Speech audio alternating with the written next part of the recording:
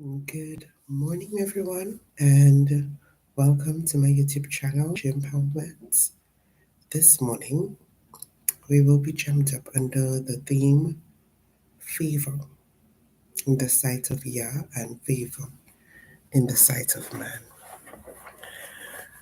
Um, just by one moment with me, please.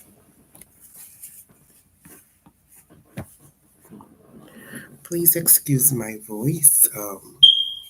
I've been under the weather a bit. Thankfully, it has returned close to normal, so I'm grateful to the Father for that ability to be almost completely restored so that I can continue what He has asked, and that is continuing the early morning devotion. So, with regards to being favored in the sight of Yah and man, we're going to be looking at Nehemiah chapter 2. And it reads, And it came to pass in the month Nisan, in the 20th year of Artaxerxes the king, that wine was before him, and I took up the wine and gave it unto the king. Now I had not been before time sad in his presence. Wherefore the king said unto me, Why is thy countenance sad, seeing thou art not sick? This is nothing else but sorrow of hearts. Then I was very sore afraid, and said unto the king, Let the king live forever. Why should not my countenance be sad, when the city, the place of my fathers' sepulchres, lieth waste, and the gates thereof are consumed with fire? Then the king said unto me, For what dost thou make request? So I prayed to Yah of heaven, and I said unto the king, If it please the king, and if thy servant have found favor in thy sight, that thou wouldest send me unto Judah, unto the city of my father's sepulchre,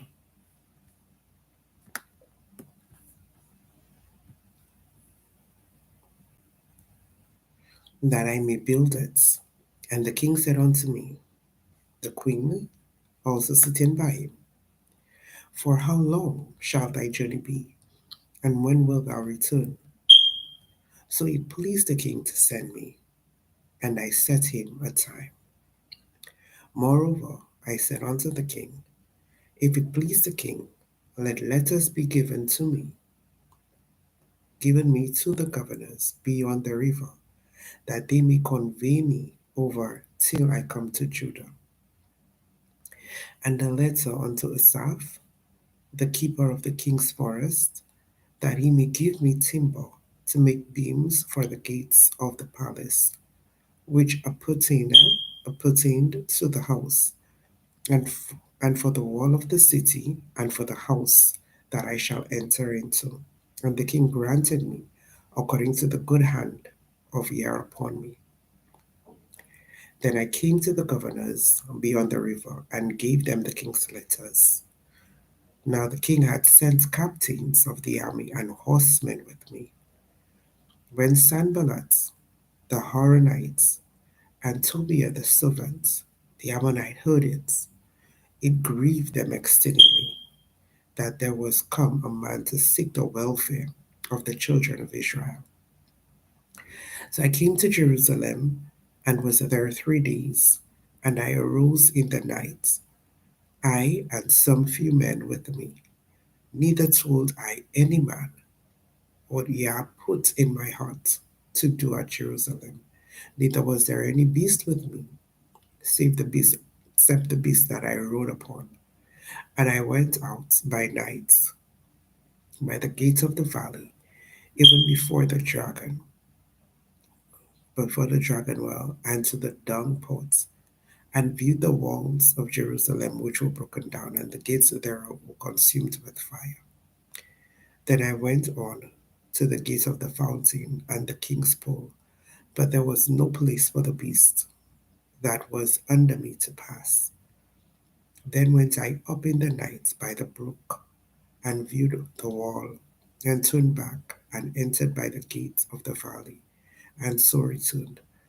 And the rulers knew not whither I went, or what I did, neither had I yet told it to the Jews, nor to the priests, nor to the nobles, nor the rulers, nor the rest that did the work. Then said I unto them, Ye see the distress that we are in, how Jerusalem lieth waste, and the gates thereof are burnt with fire. Come, and let us build up the wall of Jerusalem, that we be no more a reproach. Then I told them of the hand of Yah which was good upon me, as also the king's words that he had spoken unto me. And they said, Let us rise up and build. So they strengthened their hands for this good work. But when Sanballat the Horonite, and Tobiah the servant, the Ammonites, and Geshem the Arabian heard it, they laughed us to scorn and despised us, and said, What is this thing that you do? Will you rebel against the king? Then answered I them, and said unto them, Yah of heaven, he will prosper us. Therefore, we his servants will arise and build. We have no portion, no right, no memorial in Jerusalem. Okay, so we're now going to unpack this and just taking a look at verse 1 to verse 3. We see here that Nehemiah did respect authority, and as much as the authority was not from his belief, it was not someone who believed in the Father that he serves, the Creator, Elohim. We see that he still respected that authority, and we know the word does say to give to Caesar what is due to Caesar. And he gave that rightful respect, even to the point where there was fear when he realized that the king noticed his sadness. So, just give me one moment again.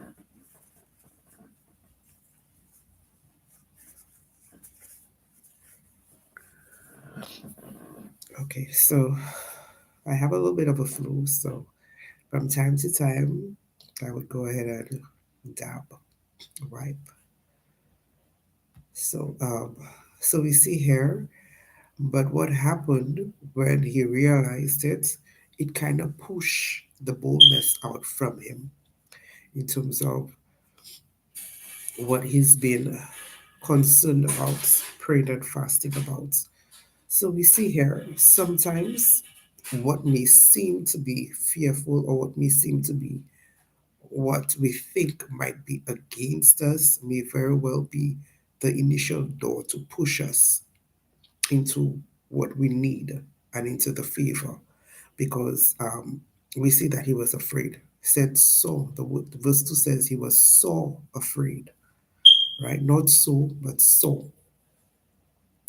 And that was because the king realized his sadness and he did not know what his fate would be as a result of this realization. However, it did put him in a position where he had to speak, he had to respond to the king. So he responded with honesty, right? And then his statement was that why should I not be sad when the city, the place of my fathers, lie waste and is consumed with fire?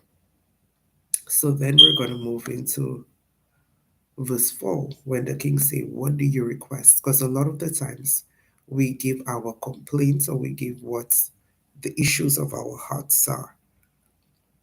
But it's important to also indicate what we would like as a result of that issue. And we see that that's what happened with Nehemiah. Yes, he indicated, okay, my heart is sorrowful because of the destruction. So the king has heard that. That's fine, all good and well. What he now needs to know is, how can I help the situation? What is it that you want? What exactly are you requesting? Right? What would change the position that you're at So it was a straight to the point. What would you like? What is your request? What is truly your request? Not how you feel, but what is your request? So we see that here in verse 4. And then in verse 5, we see that Nehemiah is saying, if it pleases the king, and if I, the servant, because he's acknowledging his position with the king, have found favor in your sight, would you send me to Judah, to the city of my father, so that I may rebuild it? So sometimes I do think, and this part is also for me, when you believe that the Father is instructing or leading you in a certain way, one would just take authority and indicate, okay, the King of all kings and the Lord of all lords is the one who's instructed it. And it doesn't matter what you say or how you feel about it, I'm going to go ahead with it. So there is this sense of pride that comes with it. And we know pride goes before fall. That's what the word says. But we see here that Nehemiah took a humble approach, understanding, even though even though my heavenly Father is the creator, he is Elohim, there is protocol. And I need to understand the laws of the land. The word does say obey the laws of the land. So he took that humble approach and said, if it pleases you, the king, I understand you are my authority. I'm not just going to go ahead and make a demand. If it pleases you, can I? So he asked instead, and we would see how favor came because of this humility. Right? So we see that he first went to his father, praying, fasting, weeping, and then we know that the word says, God does not despise a broken and a contrite heart. So then there was preparation before he actually came before the king. And even when he came before the king, he took a humble position. So, and then he made the request to go to Jerusalem to rebuild it. And there the king said to him, question, how long shall your journey be? Right? So Nehemiah's response was not, as long as it takes me to build it. He put a time in place and he gave that time to the king. And from that, then he knew, okay, so since this is the amount of time I now have, things have to fall in place within that time frame. So he would have had to keep his word, right? So again, he was not proud. He responded in humility, and he answered what the king requested. How long, right? So he set a time, and then in verse 7, we're saying that Nehemiah went on because he did realize that, okay, the king is granting me my desire. So now the door is opened, and then he can take it step by step. And keep in mind that prior that, he had no idea how that conversation would unfold. So it has been one step to the next, one step to the next. And even at the beginning, when the king asked him about why is his countenance sad, right? And then they asked him, what is your request? He prayed to the Father in heaven before he gave that request. So we see here that the word is coming to light where the word says, acknowledge the Father in all our ways, and he will direct our path. After he acknowledged the Father, that is when he got the insight as to what he should request from the king. And even from that, it did not stop there. The favor continued. So he realized that the door was a bit more open than he initially thought. So he went on to say, if it pleases the king, yet again making it about the king, taking a humble position. If it pleases the king, let letters be given to me, to the governors beyond the river, that they may convey me over till I come to Judah. So he did make a second request. However, with that second request, we see that the king gave him more than what he requested. So the letters were given to him, and um, the letters were given to him not just for the governors, but also for the keeper of the king's forest so that he can make timber, so that he could have received timber, so that he could have made the gates. So there we're seeing that he's been very proactive.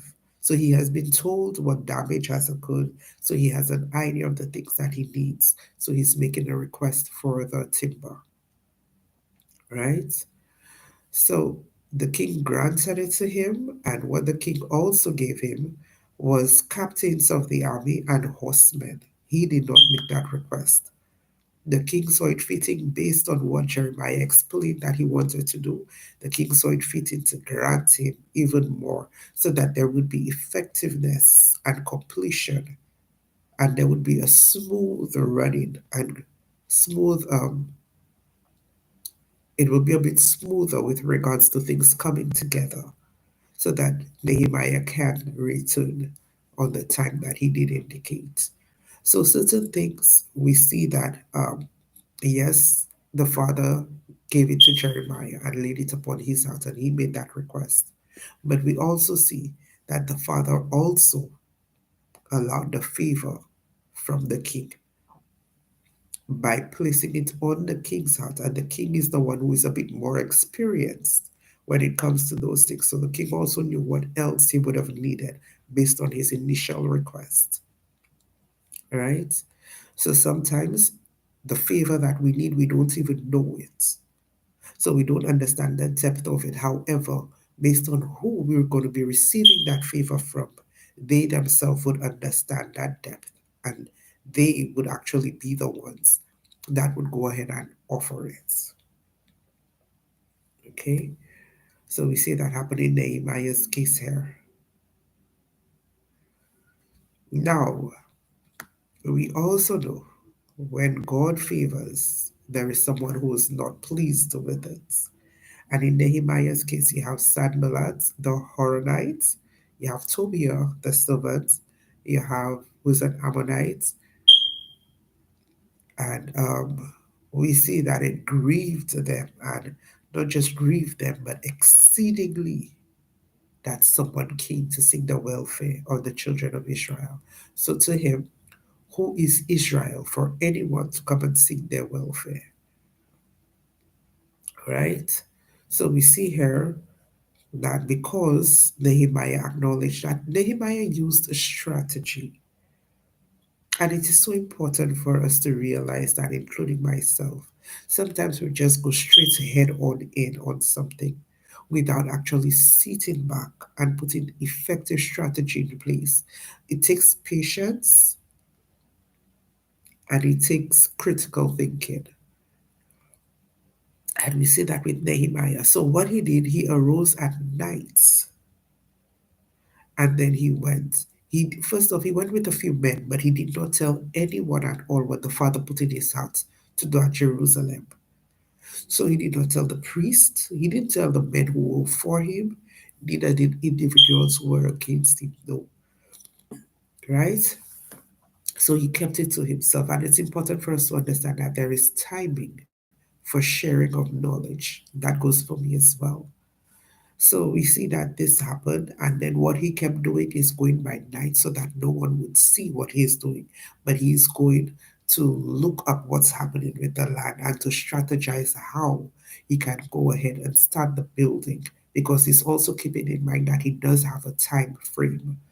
So he cannot just go ahead and do it haphazardly. He did structure, he did strategy with it. So he went, he looked up everything that's going on. He understood what was needed as a result of that. Right? And after he got the gist of everything that is necessary, then we see that he spoke to, in verse 18, he spoke to the Jews, and he told them, he explained how the hand of Yah was upon him, the good hand was upon him, and what the king said to him. So he's showing that he has the favor in the sight of Yah and in the sight of man. And for this reason, this strengthened them to rise up and build. Because you also have to understand that these are a people who defeated. So coming from a position of defeat, it will have to take some form of empowerment to get them to do. And Nehemiah needed them. So what happened here? He did use strategy even to be able to empower them. He did not just go ahead and share the hand of Yah was upon him and what the king said, but he brought them to the point where first off he got knowledge of what was needed. So he told them what was needed, and he also explained the fact that the hand of the Father was upon him and what the king said. So the favor is there. So take heart, get strength, strengthen your arms, and let's go out and do that good work. So we see here that the Jews, they were being mocked, they were being scorned, they were ridiculed, they were laughed at. And that happens often when persons don't believe that you can do what the Father have asked you to do, or they don't see uh, the end result coming to fruition, or they either want to prevent the end result from coming to fruition. And a lot of the times it's out of jealousy, a lot of the times it's out of ignorance, a lot of the times it's out of disbelief, doubt, their own understanding. And the word says to do not lean on your own understanding. What we ought to do is acknowledge the Father in all our ways, and He will direct our path. And Nehemiah did acknowledge Him. So he knew the hand of the Father was upon him. So that gave him the strength to continue the work irrespective of the reproach and the ridicule.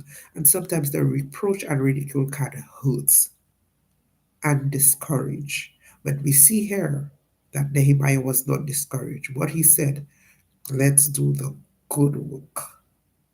He understood what he was doing. He understood how it was seen by the Father. And he understood who required priority in terms of um, what he would do and who he needs to be pleasing in the sight of. So from time he understood, okay, I need to do what is pleasing in the sight of my Father. Everything else fell beneath. So we see that happening here. And in verse 20, we see that his response to them, irrespective of what they said, and a lot of the times, certain things that are said have some level of truth to it. And that's why it sometimes discourages so much. However, what he stood on was who was truth. And that is the ultimate thing. The word says, may Yah be true and every man a liar. So we see that here he said, he asserted who is truth. And he said that truth, Yah, God of heaven, he will, not might, he will prosper us. Therefore, we his servants, we shall arise and build. But you have no portion, no right, no memorial in Jerusalem. That's it. So he put them straight. He called them out, and then he did let them know what the Father would be doing. He had already seen the favor, so he knew who was with him. And then he believed that he who has begun a good work will accomplish it until the end. And he held fast to it. He asserted it. He believed it. He responded from it. Excuse me. So I pray that even as we go throughout today, that we take a position of humility, and I speak to myself as well, take a position of humility, even with the favor that goes before us. Our Father favors us, our Father loves us, our Father is also humble, and He favors the humble, He exalts the humble. So it has to be a position of humility. And may we be favored in His sight. And you know that when we're favored in His sight, the favor would come through the sight of man as well.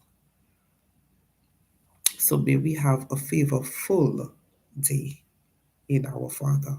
And as we bask in His leading presence, follow His instruction and guidance. Enjoy your faithful day. Be blessed.